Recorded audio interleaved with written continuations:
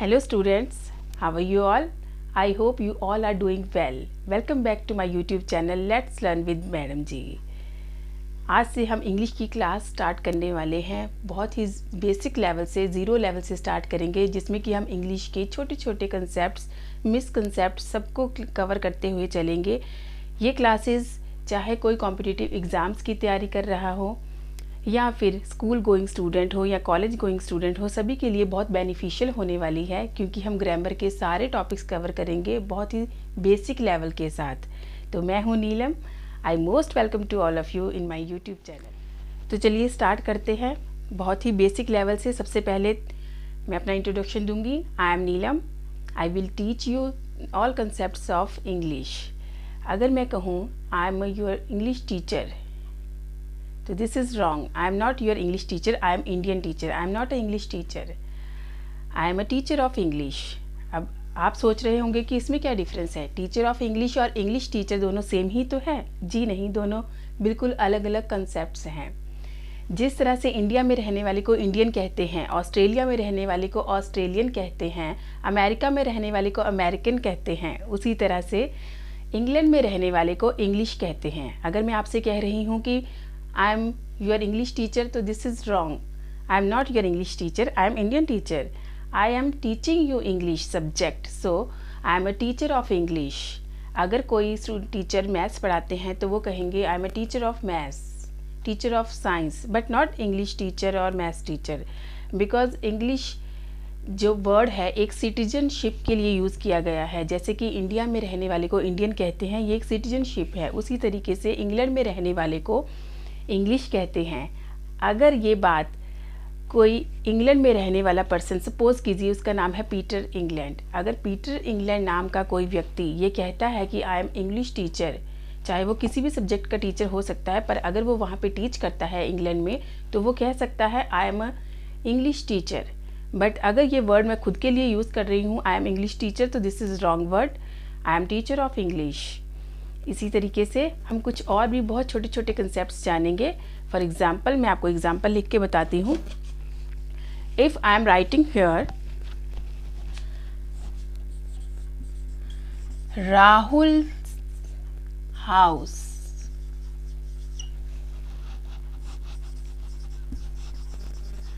Rahul's house,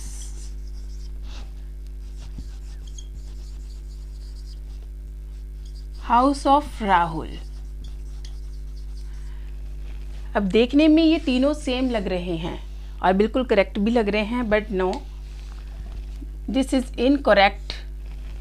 Rahul house, Rahul's house. जब हम apostrophe S का यूज़ करते हैं तो पोस्ट्रॉफी एस रिलेशन को शो करने के लिए की जाती है। तो राहुल्स हाउस करेक्ट होगा, क्योंकि घर किसका है, राहुल का है। हाउस ऑफ राहुल यानी राहुल का घर, तो इन दोनों का मतलब है राहुल का घर। So these two are correct words, correct. ऐसे ही एक एग्जाम्पल और लेते हैं।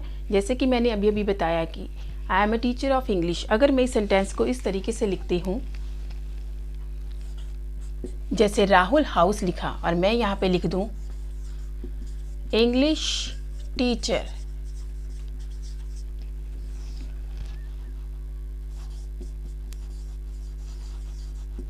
इंग्लिश टीचर या टीचर ऑफ इंग्लिश। अब इसमें से अगर मैं आपको करेक्ट सेंटेंस चूज करने के लिए बोलूं, तो English teacher is incorrect sentence, English teacher is also incorrect sentence, and this is correct sentence. Why? Because apostrophe S relation को शो करती है, और रिलेशन हम हमेशा लिविंग्स में शो करते हैं, नॉन लिविंग्स में नहीं। यानी कि पोस्ट्रॉफी एस वाला कंसेप्ट लिविंग, क्योंकि राहुल एक लिविंग पर्सन है, उसका घर है, तो राहुल के साथ हमने पोस्ट्रॉफी एस यूज़ किया, बिकॉज राहुल क्या है, लिविंग और लिविंग थिंग। बट अगर हम नॉन लिविंग की बात करें तो इंग्लिश, इंग्लिश क्या है, इंग्लैंड में रहने वाले को इंग्लिश कहते हैं, तो it is a non living concept. तो नॉन लिविंग कंसेप्ट के साथ कभी भी हम इसका रिलेशन अपोस्ट्रॉफी एस के साथ अगर हम शो कर रहे हैं तो ये करेक्ट इनकरेक्ट वर्ड होगा, सेंटेंस होगा, सॉरी, क्योंकि इंग्लिश जो है वो एक नॉन लिविंग है, वो सिटीजनशिप के लिए यूज़ किया जाता है। तो हम अगर इस सेंटेंस को हम इस तरीके से लिख रहे हैं तो इसका मतलब ये है कि ये सिटीजनशिप की बात की जा रही है, ये इंग्लैंड के टीचर की बात की जा रही है, ये किसी सब्जेक्ट टीचर की बात नहीं हो रही है, ये इंग्लिश टीचर की बात हो रही है जो इंग्लैंड में रहते हैं। अगर मैं लिखूँ टीचर ऑफ इंग्लिश तो ये बिल्कुल करेक्ट है, क्योंकि टीचर ऑफ इंग्लिश का मतलब है इंग्लिश पढ़ाने वाला teacher. So English teacher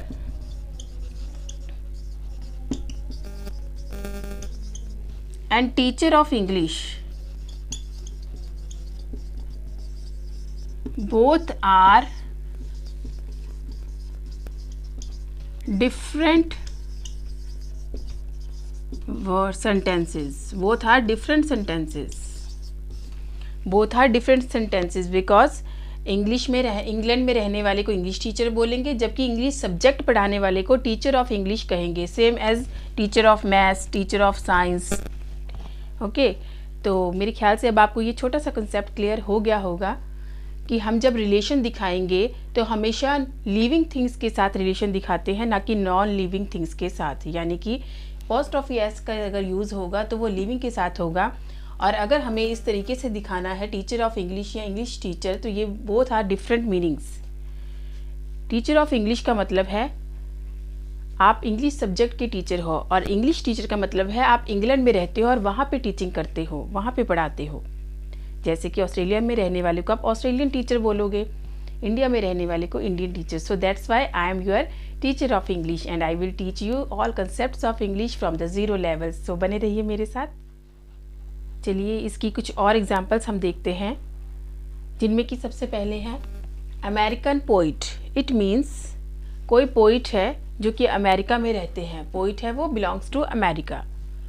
Sri Lankan player, it means कोई प्लेयर है, वो किसी भी चीज़ के प्लेयर हो सकते हैं, किसी भी स्पोर्ट में हो सकते हैं, वो belong to Sri Lanka. French writer, it means कोई राइटर है जो कि फ्रांस में रहते हैं, फ्रांस में रहने वाले को हम क्या बोलते हैं, फ्रेंच। जर्मन डांसर, यानी कोई डांसर है और वो बिलोंग टू जर्मन से बिलोंग करते हैं।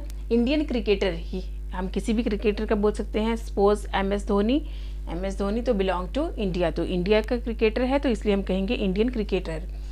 इंग्लिश टीचर, कोई टीचर है और belong to England. Pakistani singer, कोई सिंगर है जो कि पाकिस्तान से बिलोंग करते हैं।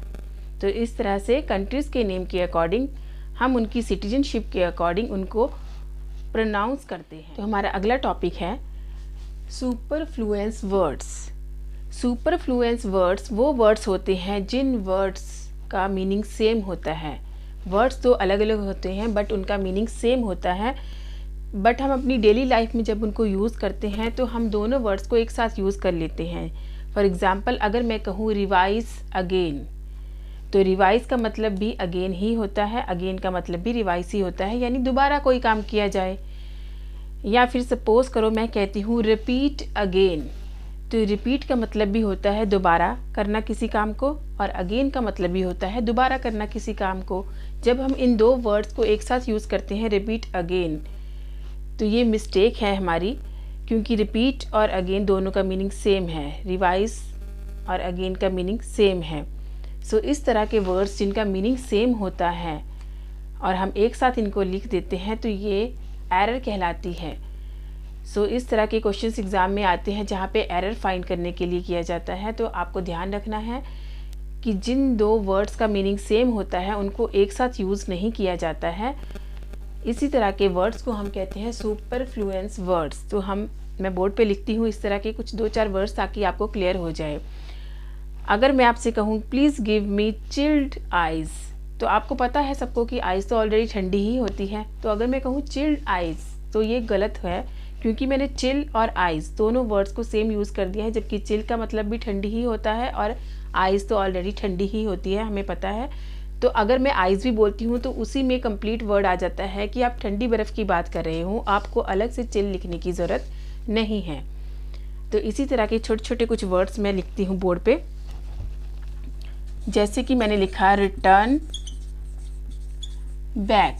अब देखिए बैक का मतलब भी क्या होता है, वापस आना, और रिटर्न का मतलब भी होता है वापस आना। तो इट मीन्स बैक क्या हो गया हमारा, रॉन्ग। सेम इसी तरीके से अगर मैं लिखती हूँ रिवाइज अगेन, तो रिवाइज का मतलब भी होता है कि दोबारा करना, और अगेन का मतलब भी होता है दोबारा करना। तो इन दोनों वर्ड्स में से मुझे कोई एक ही वर्ड लिखना है, दोनों वर्ड्स लिखने की ज़रूरत नहीं है। So this is wrong. या तो मैं ये लिखूंगी या मैं ये लिखूंगी। अगर मैंने रिटर्न लिखा है तो मुझे बैक लिखने की ज़रूरत नहीं है, अगर बैक लिखा है तो रिटर्न लिखने की ज़रूरत नहीं है कि वापस आ जाओ। या आप कई बार बोलते हो रिटर्न बैक, वापस आ जाओ, return back, but it is wrong word, क्योंकि रिटर्न का मतलब भी वापस आना ही होता है और बैक का मतलब भी वापस आना ही होता है। सेम इसी तरीके से आप कहते हो रिवाइज, अपने चैप्टर को रिवाइज कीजिए, तो रिवाइज का मतलब भी यही होता है दोहराना, और अगेन का मतलब भी यही होता है कि किसी काम को दोबारा करना। तो अगर आप रिवाइज बोलते हो तो अगेन बोलने की बिल्कुल भी ज़रूरत नहीं है, दोनों वर्ड्स को एक साथ यूज़ नहीं किया जाता है। इसी तरीके के कुछ और भी है वर्ड्स, जैसे मैंने लिखा बिग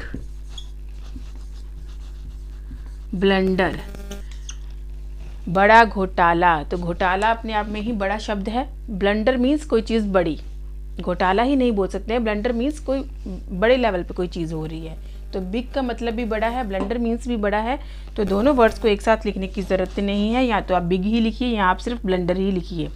अगर ब्लंडर लिख रहे हैं तो बिग की ज़रूरत नहीं है, अगर बिग लिख रहे हैं तो ब्लंडर की ज़रूरत नहीं है। सेम इसी तरीके से अगर मैं लिखूँ मिस्टेक, ब्लंडर या एरर, तो इन तीनों वर्ड्स का मीनिंग भी सेम ही होता है। आपको इन तीनों को एक साथ लिखने की ज़रूरत नहीं है, ब्लंडर एरर बोलने की ज़रूरत नहीं है, या मिस्टेक और एरर को एक साथ यूज़ करने की ज़रूरत नहीं है, ना ही मिस्टेक और ब्लंडर को एक साथ यूज़ करने की ज़रूरत है। आप या तो सिर्फ मिस्टेक यूज़ करेंगे या ब्लंडर यूज़ करेंगे या सिर्फ एरर वर्ड यूज़ करेंगे, अदरवाइज़ वो आपका रॉन्ग सेंटेंस माना जाएगा। एरर फाइंडिंग में इस तरह के क्वेश्चंस एग्ज़ाम में हमेशा पूछे जाते हैं। जितने भी कॉम्पिटिटिव एग्ज़ाम्स होते हैं जहां एरर फाइंडिंग से रिलेटेड क्वेश्चन आते हैं, वहां इस तरीके के क्वेश्चन पूछे जाते हैं। सेम इसी तरीके से अक्सर हम अपनी डेली लाइफ में देखते हैं कि हम एक वर्ड यूज़ करते हैं मैरिज, किसी की शादी जब होती है। अगर आपसे पूछे कि आप कहाँ जा रहे हो, अगर आप किसी की शादी में जा रहे हो तो आप कहोगे मैरिज, कुछ आप में से कुछ कहेंगे वेडिंग में। वेडिंग और मैरिज बोलने में दोनों एक ही चीज़ को दर्शाते हैं कि आप किसी की शादी में जा रहे हो, बट असल में इन दोनों का एक्चुअल मीनिंग डिफरेंट होता है। जैसे कि मैंने कहा कि सुपरफ्लुएंस वर्ड्स वो वर्ड्स होते हैं जहाँ दो वर्ड्स दिखने में तो अलग अलग है बट मीनिंग इनका सेम है। इसी तरीके से कुछ वर्ड्स ऐसे भी होते हैं जो एक ही ओकेशन के लिए या एक ही चीज़ के लिए यूज़ किए जाते हैं but in different ways. For example marriage,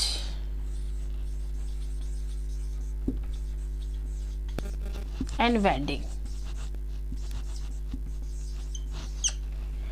marriage and wedding both are different words, but हम इनको एक ही चीज़ के लिए यूज़ करते हैं, शादी के लिए।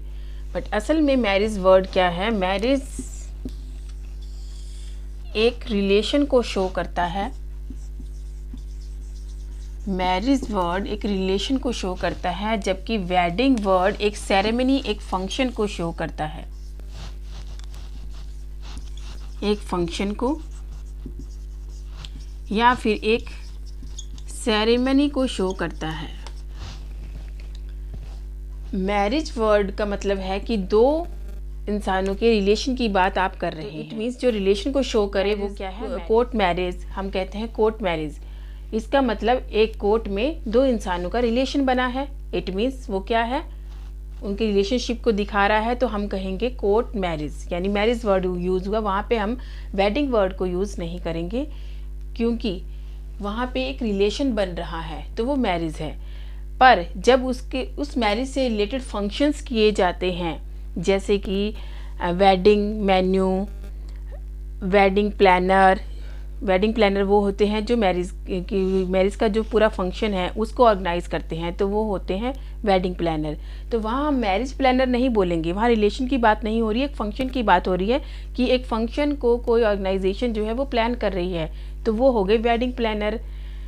तो वेडिंग जो वर्ड है वो किसी फंक्शन या सेरेमनी को शो कर रहा है। तो मैरिज वर्ड जो है वो रिलेशन को दिखाता है और वेडिंग वर्ड जो है वो फंक्शन और सेरेमनी को दिखाता है। फॉर एग्ज़ाम्पल मैरिज में अगर मैं कहूँ तो जैसे कि मैरिज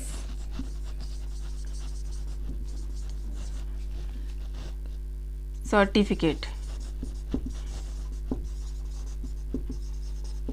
कोर्ट मैरिज,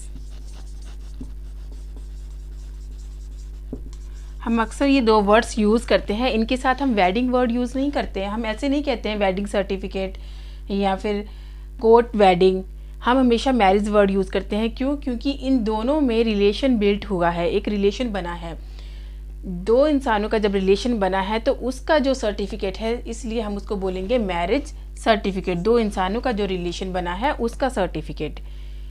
दो इंसानों की जहाँ मैरिज हुई है, जहाँ वो रिलेशन बना है, उसको हम कहेंगे कोर्ट मैरिज। कोर्ट में रिलेशन बना है तो कोर्ट मैरिज। कोर्ट से सर्टिफिकेट मिला है उस रिलेशन का, तो उसको हम कहेंगे मैरिज सर्टिफिकेट। यानी यहाँ बात रिलेशन की हो रही है, किसी सेरेमनी या फंक्शन की नहीं हो रही है। अगर हम बात करें वेडिंग, तो वेडिंग में एक फंक्शन ऑर्गेनाइज किया गया है, एक सेरेमनी हुई है, और उस सेरेमनी को जो भी प्लान करते हैं उन्हें कहते हैं हम वेडिंग प्लानर। उनको कभी भी हम मैरिज प्लानर नहीं बोलेंगे, उनको हम कहेंगे वेडिंग प्लानर। या फिर आपने देखा होगा कि जहाँ पे मैरिज होती है उसको बोलते हैं मैरिज वेन्यू। जहाँ पे मैरिज होती है उसको हम मैरिज वेन्यू नहीं कहते हैं, सॉरी, उसको हम कहते हैं वेडिंग वेन्यू, ठीक है, क्योंकि वहाँ पे वो फंक्शन ऑर्गेनाइज किया जाता है। उसी तरीके से उस फंक्शन को जो ऑर्गेनाइज करते हैं उनको मैरिज प्लानर नहीं कहते हैं, उनको वेडिंग प्लानर कहते हैं। ऐसे ही वेडिंग कार्ड, वो कार्ड जिसमें कि उस फंक्शन से रिलेटेड सारी जानकारी होती है, उसको हम कहते हैं वेडिंग कार्ड। उसको हम मैरिज कार्ड नहीं बोलेंगे, उसको हम बोलेंगे वेडिंग कार्ड, क्योंकि वो जो फंक्शन होने वाला है उसकी डिटेल उसमें है, एक प्रोग्राम की, एक फंक्शन की, एक सेरेमनी की डिटेल है उसमें। सो इसलिए वो वेडिंग कार्ड है, और जो उस फंक्शन को ऑर्गेनाइज कर रहे हैं वो वेडिंग प्लानर है। ठीक है जी। तो मैरिज और वेडिंग अक्सर हम इनको इंटरचेंज करके आपस में बोलते हैं, बट ऐसा नहीं है, बोथ आर डिफरेंट वर्ड्स। तो हम इनका यूज़ भी उसी तरीके से करते हैं। तो इंग्लिश में ऐसे और भी बहुत सारे वर्ड्स होते हैं जिनको हम एक पर्पस के लिए यूज़ करते हैं, बट असल में उनके मीनिंग्स अलग होते हैं, उनको यूज़ करने का पर्पस अलग अलग होता है, बट हम इंटरचेंज कर देते हैं, लैक ऑफ नॉलेज। सो इसी तरह की और भी इंटरेस्टिंग वीडियोस मैं आपको लिए लाती रहूँगी, जिसमें हम अपनी छोटी छोटी मिस्टेक्स को इम्प्रूव करके इंग्लिश के नए अच्छे अच्छे कॉन्सेप्ट सीखेंगे। अगर आपको मेरी वीडियो ज़रा भी पसंद आई हो तो please like, share and subscribe. Thank you for watching. Bye bye.